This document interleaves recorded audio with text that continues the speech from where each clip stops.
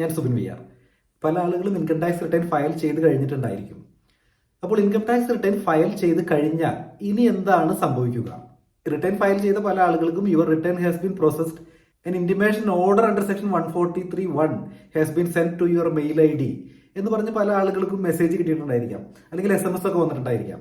അപ്പോൾ ഇത് കണ്ട് പല ആളുകളും പേടിക്കാറുണ്ട്. കാരണം റിട്ടേൺ ഫയൽ ചെയ്ത് കഴിഞ്ഞു, ഇനി എന്താണ് അടുത്ത ഓർഡർ അല്ലെങ്കിൽ നോട്ടീസ് ഇൻകം ടാക്സിൽ നിന്ന് വന്നിരിക്കുകയാണോ എന്നൊക്കെ പല ആളുകളും വിചാരിക്കാറുണ്ട്. അപ്പോൾ എന്താണ് ഈ സെക്ഷൻ 143(1)ലുള്ള ഓർഡർ?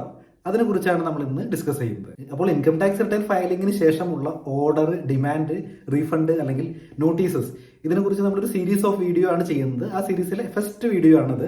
അപ്പോൾ ഇൻകം ടാക്സുമായി ബന്ധപ്പെട്ട് മലയാളത്തിൽ ഏറ്റവും കൂടുതൽ വീഡിയോസ് ഉള്ളത് നമ്മുടെ ചാനലിലാണ്. നിങ്ങൾ ഇതുവരെ സബ്സ്ക്രൈബ് ചെയ്തിട്ടില്ലെങ്കിൽ നമ്മുടെ ചാനൽ സബ്സ്ക്രൈബ് ചെയ്യുക. പുതിയ വീഡിയോസിന്റെ അപ്ഡേറ്റ്സ് ലഭിക്കാനായിട്ട് നോട്ടിഫിക്കേഷൻ ബട്ടൺ പ്രസ് ചെയ്യുക. ഈ വീഡിയോയുമായി ബന്ധപ്പെട്ട് നിങ്ങൾക്ക് എന്തെങ്കിലും അഭിപ്രായങ്ങളോ സംശയങ്ങളോ ഉണ്ടെങ്കിൽ കമന്റ് ബോക്സിൽ രേഖപ്പെടുത്താം. ചാനലിന്റെ വാട്സ്ആപ്പ് നമ്പർ ഡിസ്ക്രിപ്ഷനിൽ കൊടുത്തിട്ടുണ്ട്, നിങ്ങൾക്ക് അതിലേക്ക് മെസ്സേജ് അയക്കാം. അപ്പോൾ നമ്മുടെ ടോപ്പിക്കിലേക്ക് വരാം. എന്താണ് intimation under section 143(1)? Income tax എന്ന് പറയുന്നത് ഒരു സെൽഫ് അസസ്ഡ് ടാക്സ് ആണ്. അതായത് നിങ്ങളുടെ വരുമാനം എത്രയാണ് എന്ന് നിങ്ങൾ തന്നെ കണക്കാക്കിയിട്ട് നിങ്ങൾ ഇൻകം ടാക്സ് റിട്ടേൺ ഫയൽ ചെയ്യുന്നു. അപ്പോൾ നിങ്ങൾ ഇൻകം ടാക്സ് റിട്ടേൺ ഫയൽ ചെയ്ത് വെരിഫൈ ചെയ്തതിന് ശേഷം ഇൻകം ടാക്സ് ഡിപ്പാർട്ട്മെന്റ് ഇത് പ്രോസസ് ചെയ്യുന്നു. അപ്പോൾ എങ്ങനെയാണ് ഇൻകം ടാക്സ് ഡിപ്പാർട്ട്മെന്റ് ഈ റിട്ടേൺ പ്രോസസ് ചെയ്യുന്നത്? ഈ സെക്ഷൻ 143(1)ലാണ് ഈ പ്രോസസ്സിങ്ങിനെ പറ്റി പറയുന്നത്. വളരെ ലെങ്ത് ആയിട്ടുള്ള, വളരെ ടെക്നിക്കൽ ആയിട്ടുള്ള കുറെ കാര്യങ്ങളുള്ള ഒരു സെക്ഷനാണ്. വളരെ സിമ്പിൾ ആയിട്ട് പറയുകയാണെന്നുണ്ടെങ്കിൽ ഇൻകം ടാക്സ് ഡിപ്പാർട്ട്മെന്റിന്റെ കയ്യിൽ നിങ്ങളെ കുറിച്ചുള്ള ഇൻഫർമേഷൻസ് ഉണ്ടായിരിക്കും. ഉദാഹരണത്തിന് നിങ്ങളുടെ TDS ഇത്രയാണ്, നിങ്ങളൊരു റിയൽ എസ്റ്റേറ്റ് ട്രാൻസാക്ഷൻസ് നടത്തിയിട്ടുണ്ട്, നിങ്ങളുടെ ഗ്രോസ് സാലറി ഇത്രയാണ്, ഇങ്ങനെയൊക്കെയുള്ള കാര്യങ്ങൾ ഡിപ്പാർട്ട്മെന്റിന്റെ കയ്യിലുണ്ടായിരിക്കും. നിങ്ങൾ ഈ വിവരങ്ങൾ തന്നെയാണ് നിങ്ങളുടെ ഇൻകം ടാക്സ് റിട്ടേണിലൂടെ സബ്മിറ്റ് ചെയ്യുന്നത്. അപ്പോൾ ഇത് രണ്ടും കൂടി ഒത്തു നോക്കിയിട്ട് ഇതിന്റെ കമ്പ്യൂട്ടേഷൻസ് എല്ലാം കറക്റ്റ് ആണ് എന്ന് റീചെക്ക് ചെയ്തതിന് ശേഷം ഇൻകം ടാക്സ് ഡിപ്പാർട്ട്മെന്റ് നിങ്ങൾക്ക് തരുന്ന ഒരു ഇന്റിമേഷൻ ആണ്, ഓക്കെ ഇത് കറക്റ്റ് ആണ്, അല്ലെങ്കിൽ നിങ്ങൾ കുറച്ച് പൈസ അടയ്ക്കാനുണ്ട് എന്ന് കാണിച്ചുകൊണ്ട് തരുന്ന ഒരു ഇന്റിമേഷൻ ആണ് ഓർഡർ അണ്ടർ സെക്ഷൻ 143(1) എന്ന് പറയുന്നത്.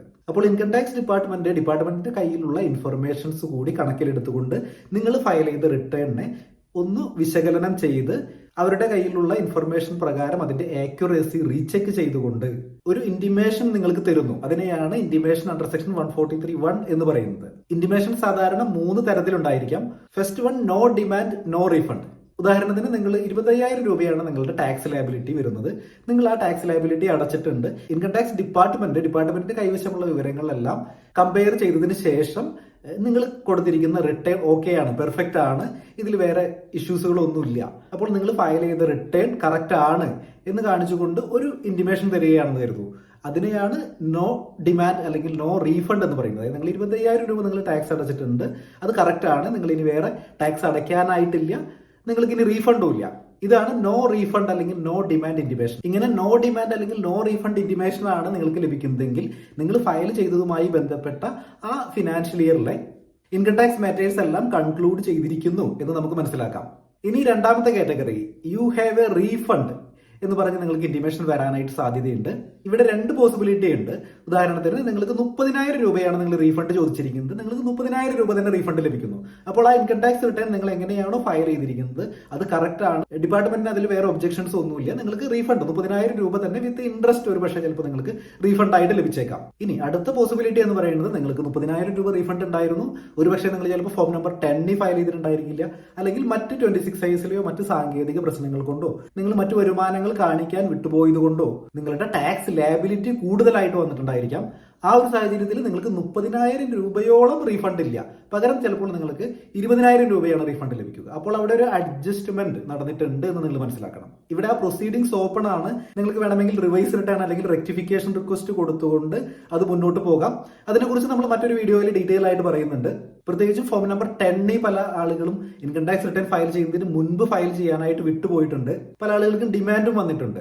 അത് ഈ സീരീസിൽ തന്നെയുള്ള അടുത്ത വീഡിയോയിൽ നമുക്ക് ഡിസ്കസ് ചെയ്യാം. അപ്പോൾ ഇതാണ് റീഫണ്ട് ഇന്റിമേഷൻ ഓർഡർ എന്ന് പറയുന്നത്. ഇനി last one, demand intimation order. എന്താണ് ഡിമാൻഡ് ഇന്റിമേഷൻ ഓർഡർ? നിങ്ങൾ ഇൻകം ടാക്സ് റിട്ടേൺ ഫയൽ ചെയ്തിരിക്കുന്നു. ഉദാഹരണത്തിന് 30,000 രൂപയാണ് നിങ്ങളുടെ ടാക്സ് ലയബിലിറ്റി.